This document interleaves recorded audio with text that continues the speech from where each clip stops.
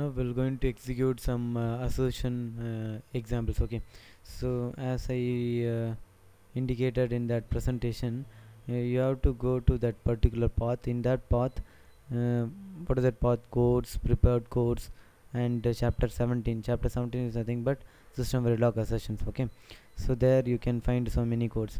So in our last discussion, we have executed some programs, right? The programs which are related to multi-clock, right? These are all the programs: multi-clock 1 and multi-clock sequence. Now we're going to execute some other programs. Okay, we'll start with assertion assert. Okay, first we'll see this one. So what is mentioned here? Here we are using the module of concurrent assert. Okay, here clock is input, request and reset, acknowledge. Okay, so these are all the inputs. Now our property is what? This one, and we are asserting that property. Okay, now the property is what? At passage of clock, disable only if and only if this a is not equal to 0, b after 1 clock cycle, c. Okay, so this is our property. We are asserting this property here. Now assert property is also a keyword. Now you are calling that assert. From here you are passing this as a actual arguments: reset, request, acknowledgement. Okay, now if this property holds true, then it will display assertion passed. This is an pass statements. And if this property holds 0, that means false, then it will come and execute these statements: $error, assertion failed, all these things. Okay,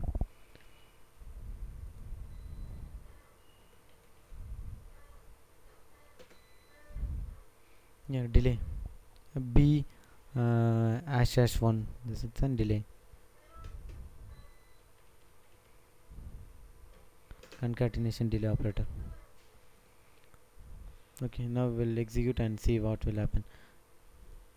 For this, yeah, check is there. Okay, assertion check is a test bench for this module.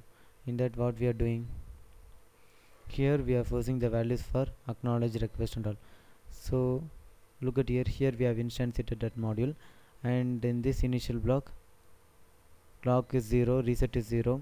After 400 time unit, reset is deasserted, right? Okay, now this is a block used to generate the clock. Okay, next what's happening inside this initial block? We have declared request and all these things, right? At 0th time unit, request is 0. At 50th, request is 1.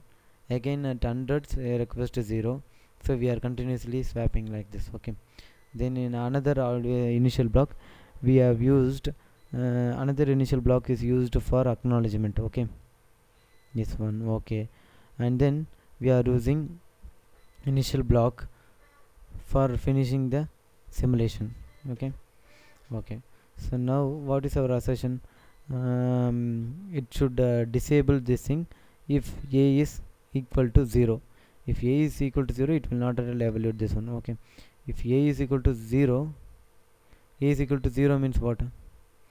Here what is a in our example? Reset is a. Okay, reset. Okay, if reset is 0, it will not at all execute this one. If reset is 1, then only it will execute. That means what? Reset is, we can say reset is asserted when the reset signal is equal to 0. Okay, here at the time of 405, assertion failed. That means what? We have asserted a is equal to 1, but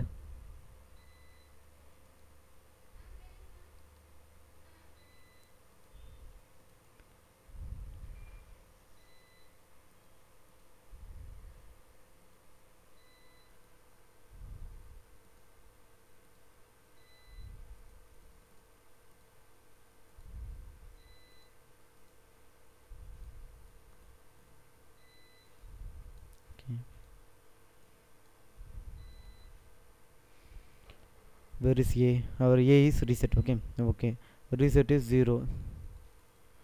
First we have to check where the reset is asserted. deasserted. Here only A is deasserted.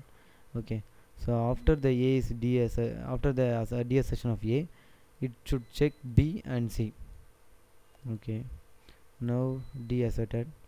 Now where the B is what? B is request and C is acknowledgement. Okay, request is I. Where the request is I? Yeah, here the request is I, but it should check with respect to passage of clock. Okay, here the B is I. In the next passage of clock, it will expect the acknowledge, right? Acknowledge is C. Okay, but what's happening? It is not getting. That's why in 565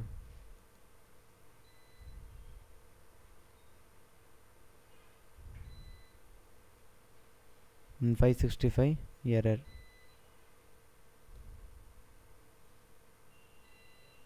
Okay, then when we are getting assertion passed, here A is I. Okay, A is I, request is I.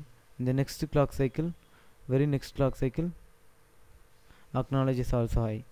So here you can expect assertion passed, right?